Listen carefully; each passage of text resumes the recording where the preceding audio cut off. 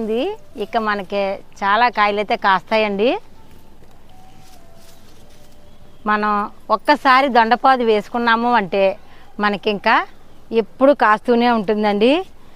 దొండపాదు పురుగులు పడుతున్నాయి, మేము అందుకే వెయ్యట్లేదమ్మా అంటున్నారు.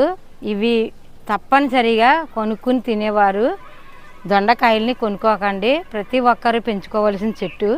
ఉత్తమైన విషపూరితమైన పురుగు మందులు కొట్టాలండి వీటికి.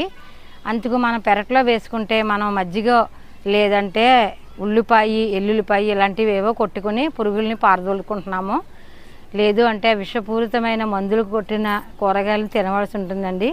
దొండకాయ, వంకాయ, బెండకాయ, చిక్కుడుకాయ ఇలాంటివి అస్సలు కొనొద్దు.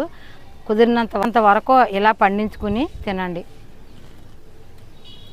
నేనైతేనండి దొండపాదు ఒక్కసారి పెడితే అండి 3 సంవత్సరాలు ఉంటుందండి. ఒక కాండం